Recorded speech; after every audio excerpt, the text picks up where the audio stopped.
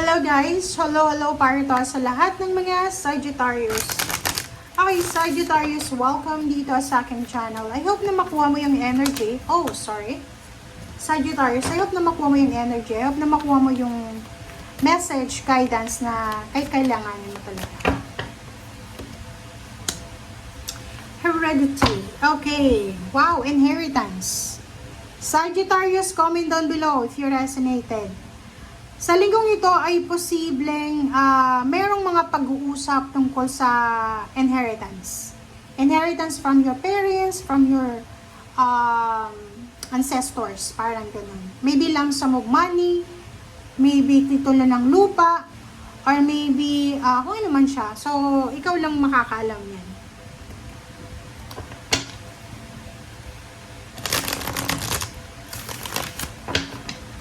Sagittarius.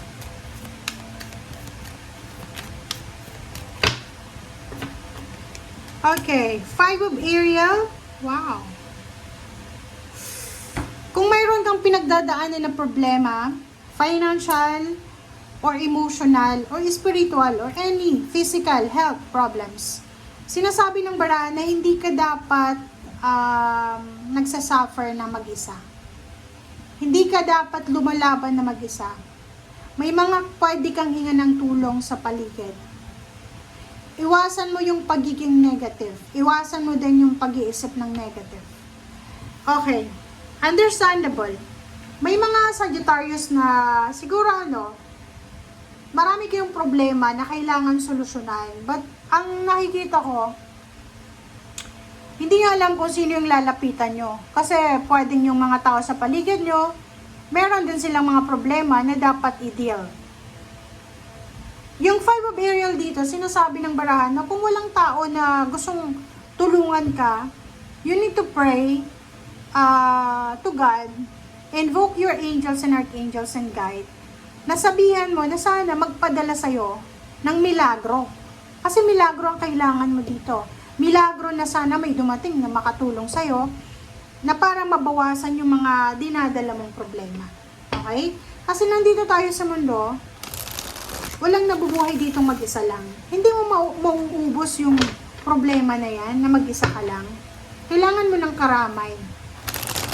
Kaya nga, di ba, may mga mag-asawa, may mag-boyfriend, girlfriend, magkaibigan, magnanay, kasi yan yung purpose. Kailangan natin na humingi ng tulong if ever may kailangan tayo. And if tayo ang may kakayahan ng mag-extend ng tulong, kailangan natin na mag-extend ng tulong. Diba? Okay. Ten of Wands and Ace of Wands. So, nakikita ko sa'yo dito na isang obligasyon ang posibleng nakaatang sa paligid mo. I mean, sa balikat mo. Sorry. Isang obligasyon ang posibleng nakaatang sa balikat mo. Maybe sa loob ng trabaho yan, Sagittarius. Maybe sa loob ng trabaho, masyado kang busy. Ikaw yung takbuhan ng lahat. Uy, Sagittarius, absent ako bukas. Pwede ka ba? Uy, Sagittarius, tapusin mo to kasi mag-undertime ako. Uy, Sagittarius, ikaw yung mag-overtime. Ganon. Comment down below if ikaw yan. Sa loob ng bahay, ganon. Breadwinner ka na, pera na yung binibigay mo, pagod na pagod ka sa trabaho, pagdating mo, bibigyan ka pa ng problema. Eto ka, Ten of Wands. Mag-iingat ka. Kasi yung sobrang workaholic, na pagiging workaholic, ay nakaka-stress yan.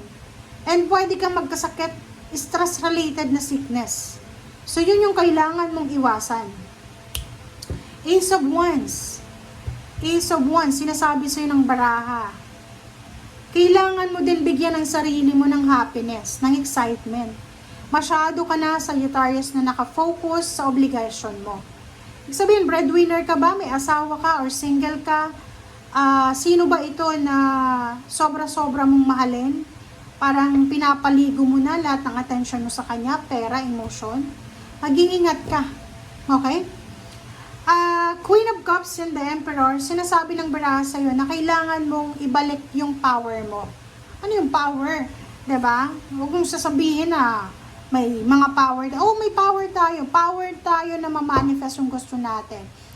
power tayo na mag-heal. Marami tayong power eh. So, eto sa'yo. Emotionally, sinasabi ng barahan niya, kung halimbawa na hindi mo na kaya, say no. Tigilan mo yung pagpi-people please. Ang nakikita ko sa'yo dito, same ang energy mo sa Aries. Napapaligiran kayo. It's either your parents, relationship mo, mga tao sa paligid mo, masyadong materialistic sila. Masyado silang nakaka-drain ng energy. Sinasabi ng baraha, hanapin mo yung peace of mind. Lalo kung below 40 years old ka pa lang, pagod na pagod ka na sa obligasyon mo, di ba? Ang pag nag-reunion kayo, ikaw matanda na, yung mga kaklase mo, sobrang bata pa kasi stress ka. Now, Queen of Cups, sinasabi ng Queen of Cups sa'yo dito na you need to be at present. Diba? Huwag tayo masyadong mag-worried para sa future. And yung obligations na yan, kailangan mong isipin na isinilang tayo dito sa mundo ng hindi magkakasama. Kambal nga, di ba? Ang kambal nga sinilang sila, pero may kanya-kanya silang oras, hindi sila sabay na lumabas. Kasi ganun yun. Ibig sabihin, may kanya-kanya tayong purpose, may kanya-kanya tayong obligasyon. Bakit mo kinukuha yung obligasyon ng kapatid mo? Bakit mo kinukuha lahat ng obligasyon ng mga katrabaho mo? Diba? Hindi ka naman siguro si Superwoman or Superman, diba? Kasi alam mo, ang kulang sa'yo is power. Yung empowerment talaga, yung strength na parang mag-say no. Like sa pamilya, sa ikaw anak, marami kayong magkakapatid. Yung magulang mo, uy, Sagittarius, kunin mo nga yung ganito ganyan. Sagittarius, maglinis ka. Uy, Sagittarius, magpadala ka ng pera. Hindi ka makapag-say no. Hindi mo ba alam na yung ibang kapatid mo, hindi magawa-gawang utusan ng magulang mo ng ganyan? Kasi hindi nila kaya yung power nun, yung strength nun. Dapat alam mo yun. Diba? Okay.